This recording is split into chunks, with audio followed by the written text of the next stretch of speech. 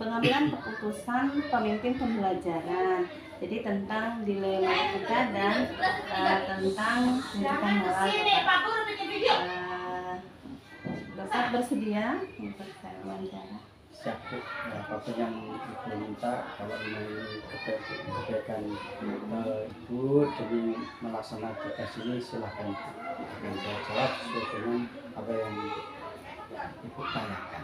Terima kasih Bapak. Jadi kan selama ini tentu saja kita di sekolah ya Pak ya, kita pasti menemukan banyak permasalahan-permasalahan maupun kasus-kasus gitu. Jadi bagaimana cara Bapak sebagai Bapak kepala sekolah atau pemimpin di sekolah ini bisa atau dapat mengidentifikasi kasus-kasus yang merupakan dilema etika ataupun pendidikan moral Bapak. Baik Bu, apapun yang terjadi di sekolah ini ya kepala sekolah bertanggung jawab atas segalanya.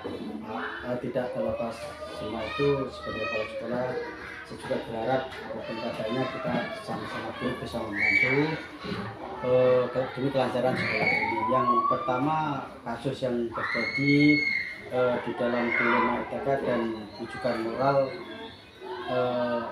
tanggung jawab saya untuk menyelesaikan hal ini.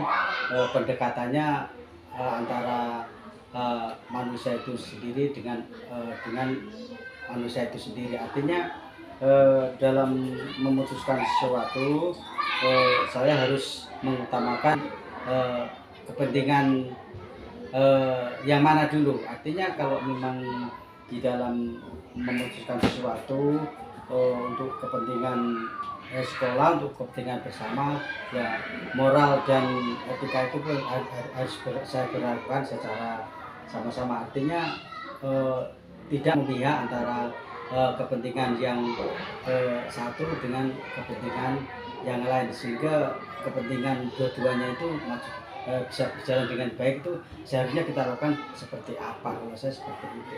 Jadi kalau yang jelas dilema etika dan rujukan moral itu kalau menurut saya sama-sama harus kita selesaikan secara mendalam Bu. Artinya karena menyangkut pribadi seseorang, sehingga keputusan yang saya ambil ketika memutuskan sesuatu untuk orang tersebut, kalau tidak lega atau tidak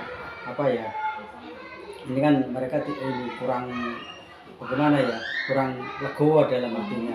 Contohnya kalau tadi seperti kebijaksanaan dalam mengambil suatu keputusan tentang dana bos, ya apa yang harus saya lakukan, ya tentunya kepentingan mana yang harus saya dahulukan. Bukan berarti karena dana bos mengambil dana bos itu sesuai dengan kebijaksanaan untuk murid, ya apapun keadaannya ya saya harus berlakukan untuk kepentingan murid terlebih dahulu daripada untuk kepentingan pribadi di sekolah itu sendiri. Bukan pribadi sekolah, tapi kepentingan pribadi di dalam lingkungan sekolah, itu kepentingan bersama yaitu. Tapi kalau di dalam moral ini sendiri kita harus memperlakukan seperti apa, memang itu kepentingan murid. Tapi kalau naluri pola pikir kita harus mementingkan moralnya seperti apa, ya kita harus lakukan hal tersebut sesuai dengan anjuran dan acuan yang ada. Intinya tidak memihak antara satu dan yang lain.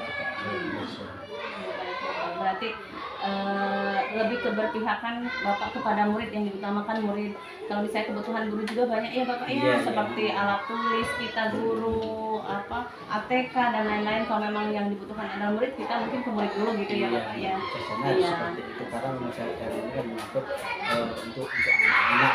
Iya, betul Bapak. Jadi kalau misalnya ada kayak rujukan moral ini sesuatu yang salah, ya kita tidak lakukan gitu ya. Kita bisa mengatakan itu jangan gitu, kayak gitu ya Bapak ya. Oke Bapak, baik.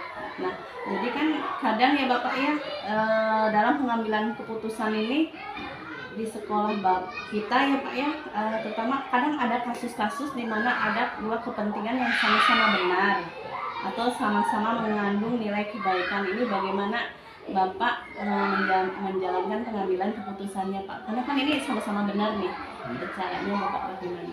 Ya, yang pertama kalau memang sama-sama benar, yang pertama terus terang buat saya ini mengambil keputusan ini dan kebijaksanaan ini saya lihat dari situasi dan kondisi. Kalau saya lihat situasi dan kondisi, ya apakah yang dibilang ini darurat atau tidak. Kalau saya seperti itu, Bu. Karena sama-sama penting. Jadi situasi mana yang saya harus dahulukan. Ini lihat situasi ya kondisinya darurat atau tidak. Nah, kalau saya bijaksana seperti itu. Jadi yang penting apa ya bisa memutuskan segala sesuatu dengan tindakan yang benar dan tidak memihak kepada siapapun. Kalau saya melihat bijaksana itu bijaksanaan yang melihat situasi dan kondisi. Kalau saya itu saja. Jadi kalau memang darurat ya itu yang diutamakan. Iya, iya. Atau ini manfaatnya paling banyak gitu. Iya, Berarti yang makanya- manfaatnya lebih banyak, yang akhirnya lebih bagus gitu ya Pak. Iya, Oke. itu saja kalau saya. Baik Bapak, kita ke pertanyaan berikutnya. Ini luar biasa sekali jawaban Bapak. Oke, langkah-langkah atau prosedur seperti apa yang biasa Bapak lakukan selama ini dalam pengambilan keputusan itu? Misalnya Bapak punya prosedur, oh saya kalau misalnya ngambil keputusan nih, saya harus begini dulu. Mungkin ada nggak Pak prosedurnya atau tahapan berikutnya gitu? Kalau tahapan dalam pengambilan suatu keputusan tergantung dari ini, Bu. Artinya apakah keputusan itu untuk kepentingan golongan pribadi atau yang bisa, Bu. Kalau untuk keputusan itu kalau untuk orang banyak demi pembelajaran untuk orang banyak, ya saya harus ini minta pendapat dengan teman yang lain dulu. Tapi kalau untuk sama-sama untuk pribadi atau golongan ya saya harus tanpa melalui prosedur pun saya bisa putuskan pada saat itu juga. Yang penting keputusan itu betul-betul membuat si pemohon tadi betul-betul bisa melaksanakan apapun keputusan yang kita sudah lakukan. Oke. Ada prosedur saya. Oke, baik, Bapak. Nah, jadi kan Bapak sudah menyatakan bahwa tidak ada kalau misalnya harus dilakukan gitu ya, emergensi gitu kan, misalnya tidak harus didiskusikan, tapi kalau untuk yang orang banyak harus didiskusikan dulu gitu ya Bapak ya. Oke, kita lanjut. Hal-hal apa yang selama ini merupakan tantangan Bapak gitu dalam pengambilan keputusan pada kasus dilema etika? Karena kan kalau dilema etika itu agak rumit ya Bapak ya. Iya. Karena kan menyangkut benar dan benar gitu. Contohnya misalnya ada nih mungkin kasus di kita kan, misalnya ada murid yang mau kenaikan kelas gitu kan Bapak. Kita kadang kan bingung, mungkin kita harus diskusi dulu kayak gitu. Nah kira-kira hal-hal yang tadi ya Bapak gitu yang dianggap efektif dalam pengambilan keputusan dalam dilema etika itu yang kayak bagaimana gitu Pak? Ya kalau menurut saya efektifnya ya antara kedua belah pihak kita panggil. Contohnya tadi seperti apa yang disampaikan tadi, kita panggil solusinya seperti apa. Kalau keputusan ini kamu bisa terima enggak, karena memang anak ini seperti ini kan.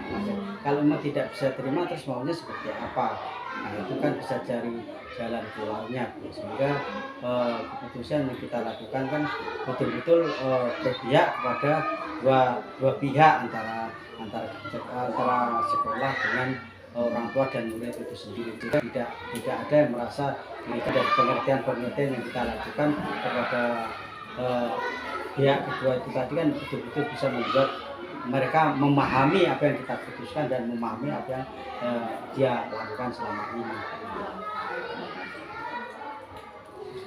Ini tadi sudah cukup jelas tadi Bapak udah jelaskan. Nah, tantangannya Bapak dalam pengambilan keputusan pada kasus-kasus dilema etika Bapak kira-kira apa? Ya tantangannya itu tadi pertama keputusan setelah diambil yang sudah diputuskan kurang mau menerima apa yang sudah kita putuskan, gitu. Tantangannya seperti itu. Jadi walaupun tadinya sudah bilang iya, tapi seakan-akan setelah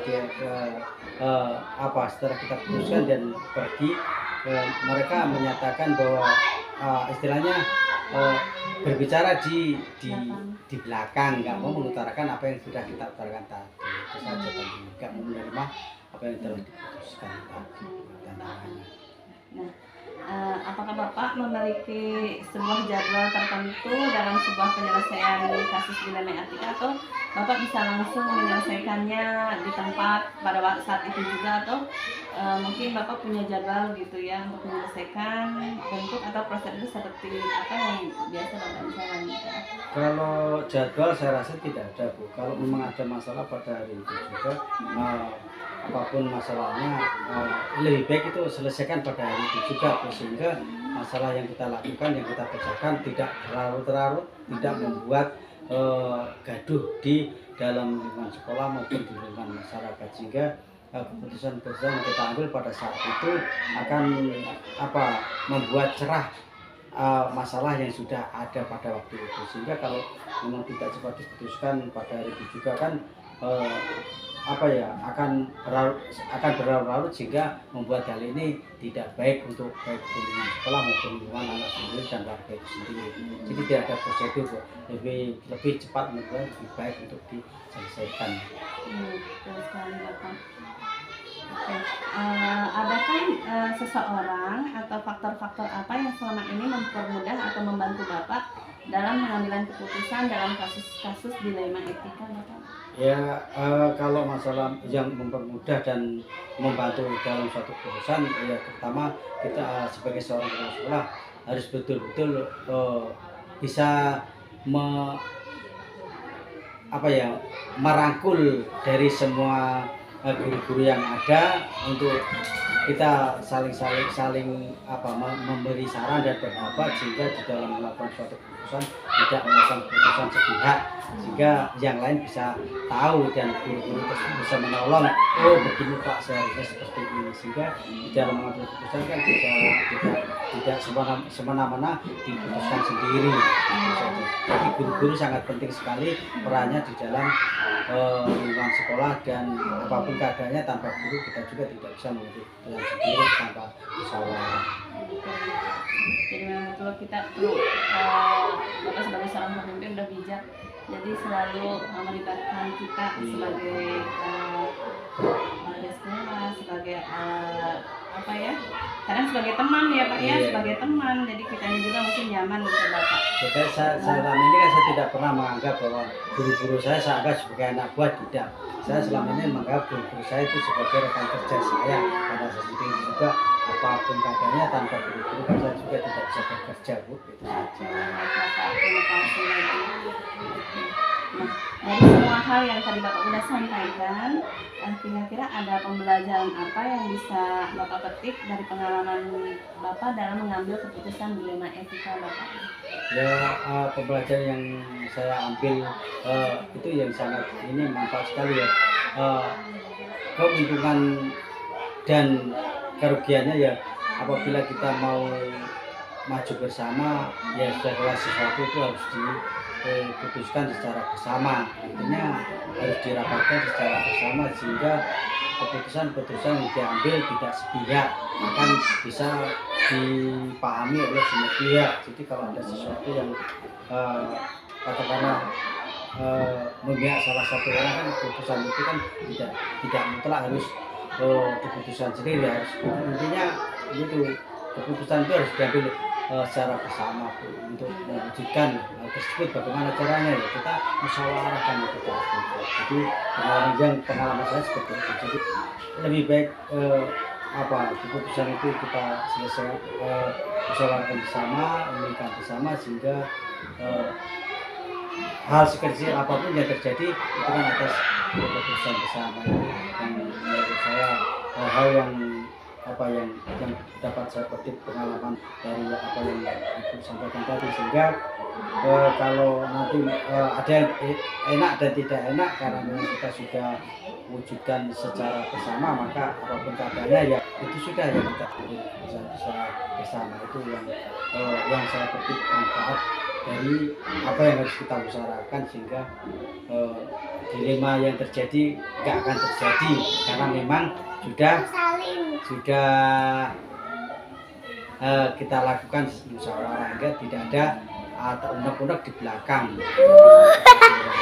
Bisa sampaikan. Terima kasih banyak Bapak atas waktu yang diberikan.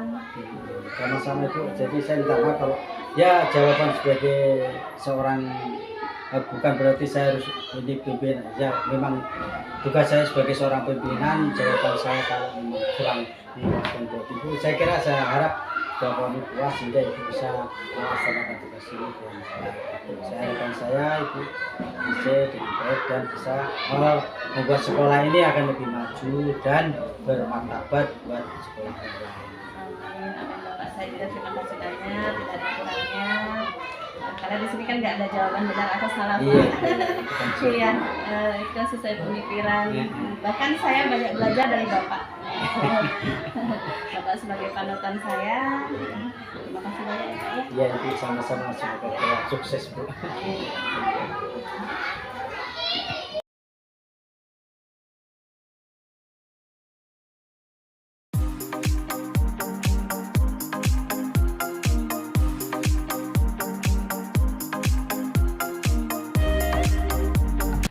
Assalamualaikum warahmatullahi wabarakatuh Pak. Waalaikumsalam warahmatullahi wabarakatuh. Bu, bagaimana Bu?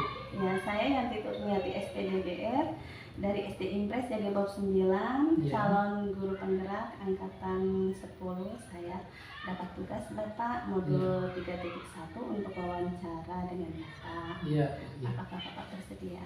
Boleh, Bu, Ya. siap Bu, siap. Jadi wawancara kita kali ini adalah wawancara tentang dilema etika dan bujukan moral pada pengambilan keputusan kita sebagai pemimpin pembelajaran, Bapak. Iya Bu, iya. Apalagi Bu. Bapak Iya. sebagai pemimpin di sekolah ini ya Pak ya. Iya, Mungkin Bapak sendiri pernah atau seringlah mendapatkan kasus-kasus dilema etika ataupun bujukan moral gitu betul, ya. betul Bu. Iya. Iya. Mungkin kita bisa mulai ya. Boleh, boleh Bu, Ya. mari. Iya. Oke. Oke. Jadi selama ini bagaimana Bapak dapat mengidentifikasi kasus-kasus yang merupakan dilema etika dan bujukan moral Bapak? Iya, baik Bu. Jadi kasus dilema etika, kasus benar dengan benar itu harus teliti, ya, Iya. mudah mengambil keputusan yang banyak manfaatnya, misalnya untuk siswa, ya, kita benar berpihak kepada siswa dengan siswa, Iya. ya. Iya Bapak. Berarti ini Bapak kalau misalnya dalam dilema etika ini lebih banyak manfaatnya yang mana, terus Ya, harus betul. berpihak pada siswa, mungkin ya betul. manfaatnya kepada siswa. Nah, kalau untuk bujukan moral itu cara mengidentifikasinya bagaimana? Oh, untuk bujukan moral Bu, ya, Mhm. baik. Untuk bujukan moral itu cara mengidentifikasinya yaitu sudah jelas kalau perbuatan itu tidak baik, kurang baik, Hmm. ya, mudah dengan kita selesaikan dengan halus dan harus punya pendirian yang tetap Bu. Jadi kita tidak plan untuk menyelesaikan permasalahan Oke, baik, bujukan Bapak. moral ini. Oke, Jadi baik. kita sebagai pimpinan itu tadi saya sampaikan harus mempunyai pendirian yang tetap. Iya, Iya, coba betul, pada betul. pegang teguh pada Iya. kebenaran, kalau salah yang nggak usah diikuti Iya, gitu ya betul Bapak Bu. ya. Iya. Menolaknya dengan cara Halus. halus Misalnya gitu ya. kita diajak teman-teman makan bersama, padahal yang kita makan ini haknya siswa. Oh iya. Nah, kita jadi tidak boleh, itu bukan hak saya. Misalnya kita Mm-mm. pada saat itu, misalnya hari Kamis kita acara, Pak, kebetulan saya ada Mm-mm. puasa, jadi untuk itu saya tidak Mm-mm. ikut acara karena Mm-mm. tuntutan Mm-mm. nanti di sananya, di Iya. akhiratnya Bu. Oh iya, Gitu. misalnya itu kalau misalnya ada teman Bapak kepala sekolah lain gitu, padahal Iya. pakai dana bos gitu ya, Iya, betul. pakai uangnya anak-anak gitu nggak Iya. usah gitu. Tapi kalau Iya. misalnya di sekolah Bapak pasti akan Iya. tidak memberlakukan itu ya Pak Iya, ya. betul, betul. Pokoknya betul. saya tidak mau kalau itu Iya. haknya anak tidak boleh, Iya, harus untuk anak gitu ya betul. Bapak. Iya. Betul, Bu. Iya. Betul sekali Bapak. Jadi memang saya akuin di SD Bapak ini luar biasa. Penerapan peraturannya juga luar biasa. Saya akui memang iya Bapak. Oke. Selama ini bagaimana Bapak menjalankan keputusan di sekolah Bapak, terutama untuk kasus-kasus di mana ada dua kepentingan yang sama-sama benar Bapak atau sama-sama mengandung nilai kebajikan? Ya, untuk ini Bu, jadi sama-sama menilai kebaikan, contohnya yaitu buku untuk siswa dan laptop untuk guru. Jadi kan laptop untuk guru kan bisa kita tangguhkan kapan-kapan saja di mana kita ada dana ya Bu. Tapi kalau buku siswa setiap saat kita membutuhkan dan siswa itu harus dapat. Jadi kita pada intinya kita lebih mementingkan bukunya tadi, buku untuk siswa, untuk pembelajaran siswa. Wah, ya, luar biasa. Berarti Bapak kalau misalnya sebenarnya guru ini butuh laptop gitu kan, memang untuk kepentingan guru, tapi Bapak akan lebih memilih karena kan memang sama-sama benar ya Pak ya, betul, laptop untuk membantu guru, ini buku untuk pegangan siswa gitu ya. Tapi lebih penting Bapak akan lebih mengambil keputusan bahwa saya akan lebih mengutamakan buku untuk siswa, karena siswa tidak akan bisa belajar kalau tidak buku gitu ya. Iya, jadi kalau laptop itu kan ini tadi Bu, ya memang benar. Laptop itu media penunjang untuk pembelajaran siswa di masa kini. Tapi yang lebih utama kan kita pentingkan itu buku. Apa siswa bisa langsung belajar menggunakan laptop? Betul banget Bapak. Oke, langkah-langkah atau prosedur seperti apa yang biasa Bapak lakukan selama ini dalam pengambilan keputusan Bapak? Ya, jadi langkah-langkah yang biasa saya ambil yaitu yang penting efektif mencari tahu permasalahannya, mencari fakta-fakta atau mendiskusikan dengan mengambil keputusan secara bersama Bu. Jadi ini langkah-langkah ini saya tidak bisa mengambil keputusan sendiri. Contohnya pada saat kita rapat wali murid, tadi kita sudah memprogramkan, nanti sudah menetapkan putusan saya begini, tapi di pihak lain di wali murid kan tidak sesuai, sehingga kita selesai dengan bersama-sama sehingga mendapatkan hasil yang sama-sama memuaskan. Iya, baik Bapak. Jadi tadi Bapak dalam pengambilan keputusan itu langkah-langkahnya selalu berdiskusi ya Pak ya. Selalu berdiskusi. Terus hal yang Bapak anggap paling efektif dalam pengambilan keputusan juga pada kasus-kasus dilema etika, tadi Bapak juga ini ya Pak ya, hal yang efektif itu tadi mencari tahu dulu ya. Permasalahannya terus diidentifikasi ya Pak ya. Iya, betul. Ya. Berarti kita lanjut ya Pak ya. Iya, betul. Oke. Hal-hal apa saja yang selama ini merupakan tantangan dalam pengambilan keputusan pada kasus-kasus dilema etika Pak? Kalau hal-hal yang menjadi tantangan kita untuk mengambil keputusan itu Bu, terutama pribadi saya, yaitu keputusan yang kita ambil kadang tidak memuaskan semua pihak. Contohnya macam kita rapat ini ya Bu, rapat kenaikan kelas. Ini rapat guru untuk menentukan kenaikan kelas. Ini memang banyak tantangan-tantangan. Misalnya untuk kelas 1 si A ini Pak nilainya bagus tapi jarang masuk, ini seperti apa? Ini menjadi tantangan untuk kita Bu. Di satu pihak lagi Pak ini anak ini bacanya kurang, tapi dilihat dari kehadiran siswanya dia tidak pernah anaknya bagus, sopan santun. Ini yang menjadi tantangan kita. Iya Pak ya. Memang pasti kasus-kasus seperti itu akan selalu ada ya Pak. Betul. Iya. Betul. Jadi Bapak tantangan itu tapi tidak menjadikan Bapak ibaratnya itu tidak dapat solusi, tapi pasti ada solusinya gitu ya Pak ya. Oke. Apakah Bapak memiliki sebuah jadwal tertentu dalam penyelesaian kasus dilema etika, ataukah Bapak langsung menyelesaikan di tempat atau memiliki sebuah jadwal untuk menyelesaikan?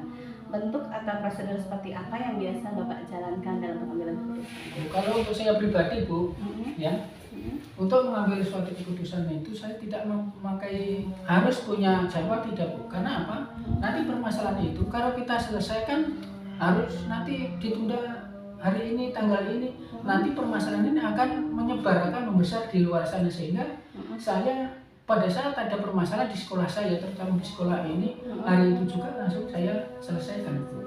Ya tadi tujuannya untuk agar permasalahan ini tidak meluas, tidak melebar, sehingga orang dalam saja yang tahu. Dan cepat